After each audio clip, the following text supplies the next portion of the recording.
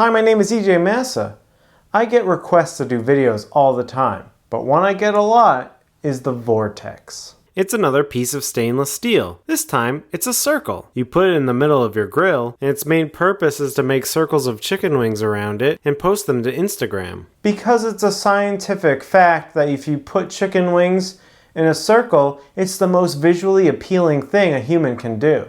But be careful, because one time I laid out chicken wings in a different shape, and it summoned an unspeakably horrifying beast.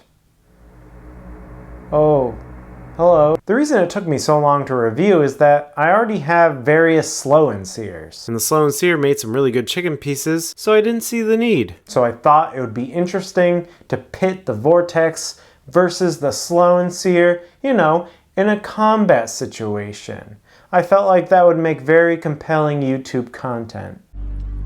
Let them fight. Enough yammering, let's take a look at the thing. And yep, that's a nice cone of stainless steel. Let me peel off the instruction manual, and you can see it has some nice weld points. I think those are weld points. The instructions detail several modes, including a low and slowed cooking mode, a high searing mode, indirect direct mode, which is the one I always see pictures of, and a beer can chicken mode. That's actually pretty enlightening. You can do a lot more things with the device than I thought, but I think I'll try the indirect direct mode first because that seems like the device's strong suit. And luckily, Costco had some meat. They had some wings, despite all the COVID-19 related meat shortages. They actually only had ground beef and chicken wings when I went. And weirdly enough, all of the meat fridges were filled to the brim with berries and fruit. Useless berries and fruit. These wings are party wings, which is good, because I'm always ready to party. And I'm ready to party right now. Before I get started with those, I'm going to make a simple honey barbecue wing sauce with a stick of butter, so you know it's going to be healthy. 2 cups of barbecue sauce and a cup of honey. I almost put a few squeezes of sriracha in there, but I didn't want to make it too spicy for my 3-year-old, just in case you wanted to try them. And this actually made too much sauce, so next time I'll have that. I'm going to dab my wings with a paper towel to make sure they're dry. Add a little of my all-purpose rub, Memphis dust rub, and some paprika, mostly for color. Now you could add some baking powder to help crisp up those wings, but I decided not to because I wanted to see how each device would crisp up that skin without it. Showdown time! On the left is the Vortex in the red Weber kettle, and on the right, the Slow N Sear Plus 1.0 in the black Weber kettle. Yes, I'm using the discontinued version of the Slow N Sear. There's a second version of the Slow N Sear with a removable reservoir, and it's very possible that that one would do better than this one, but I can't own another Slow N Sear. I just can't. I have too many. I'm at my limit. First, I'm going to measure exactly how much charcoal goes into the Vortex, and I'll use that same amount in the Slow N Sear. That should be a fair battle, right? And it seems like it's pretty much one standard Weber chimney amount, and I doubt that's a coincidence. Speaking of charcoal, I'm using the standard blue bag. And would you look at that? Kingsford is 100 years old. Happy birthday, Kingsford. I remember being that young. Poured some charcoal into the Vortex and wow, you know what? It does look like a heat vortex. What an appropriate name. I'll make sure to probe each grill to see what the temps settle in at. Closed the lid and made sure the vents were all wide open. Filled up the Slow N Sear with the same amount of charcoal and probed that as well. I let the kettles come up to temp and they settled in at a very similar temperature, around 480 degrees Fahrenheit. Put all the chicken in a circle, as that's what's just and right in this world, and added a single chunk of apple wood to the middle. Put the chicken in the Slow N Sear grill in a much less appealing design. Not very appetizing. It's docked some points already. But I put a chunk of apple wood in there as well and closed the lid. So far so good, both doing good high heat, both smelling delicious, both making me extremely hungry. I let them go about 10 minutes and I decided to flip the chicken. And both sets of chicken look remarkably similar. I let them cook for another 10 minutes before flipping them again, and again, they look very similar. And while I flipped the ones in the Slow N Sear grill, I didn't rotate them because I wanted to see if they would cook evenly no matter where they were. And because I'm lazy. 5 more minutes for a total of 25 minutes and they look done and perfect. Wonderful color. Looks like a crispy skin. Got some slow motion wing sauce poured on them. The slow motion makes it taste better. The Slow N Sear looks identical. Wow. And it seemed like even though I didn't rotate the chicken, they cooked evenly. And I sauced them up just like the others, also in slow motion. Just to be fair, this is a scientific study. Alright, let's try this out. This is the Vortex chicken wing. See how this goes? It's perfect. It's a crispy skin. I love the honey barbecue sauce. Tender.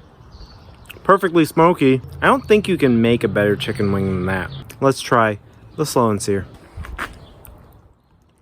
You know, it's tender. It's pretty good. But the skin, while slightly crispy, could be a little more crispy.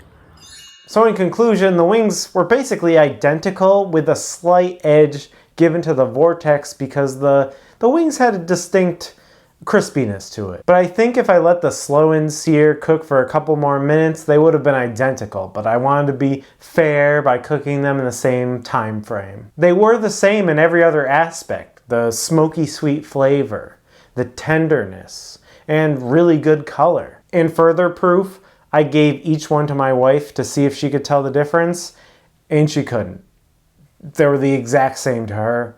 And I might be reading more into the crispiness levels than the average person. Also, I bet if you used a little bit of baking powder, it'd crisp those suckers right up. So we know the Vortex makes good wings.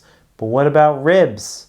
Yes, that's right. It's a meme on these reviews that I make ribs. But also, somebody asked me to do the low and slow setup with the Vortex, and I feel obligated to oblige. And I have to. You asked me to. And, So instead of cooking with a cone like this, we'll cook it like this.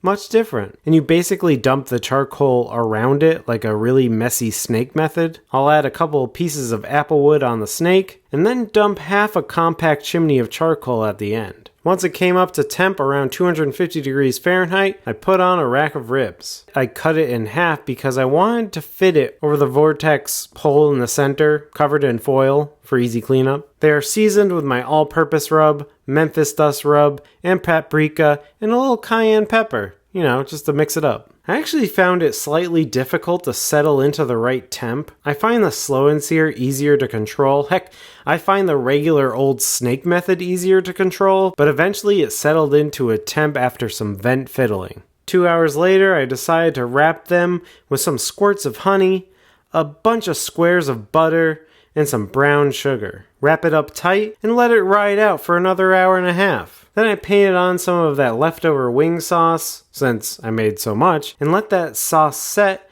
and we have some extremely delicious looking, glistening ribs. And these were done perfectly. Excellent smoke ring. Beautiful bite. So it's possible to make absolutely perfect ribs with this thing. like I said, I don't think this setting is the Vortex's strong suit. I'd rather do the plain old boring snake method. But those wings were really on point, and I really get why people love making wings with the Vortex. So in conclusion, should you get the Vortex? Well, if you already have the Slow N Sear, I think you can rest easy. You can make perfectly great wings with it, and I also think it's a little more versatile with a better low and slow mode and all that. And I think the cleanup, especially in the Slow N Sear, is easier, where you don't have to scoop out the old charcoal or anything. You just dump it out. If you don't have the Slow N Sear and you really love wings, it's a no-brainer. It's cheaper. If you want to do a low and slow method, just use the snake method. You don't have to fool around with anything else. If I could only have one, I'd pony up a little more money, get the Slow N Sear. It's totally worth it. But that being said, I will use the Vortex at my next party to make a mess of wings. I will. Hopefully that was helpful to somebody. I was quite surprised with the results, so I'm glad I did it, and I'm glad people bugged me to review it. Until next time, bye!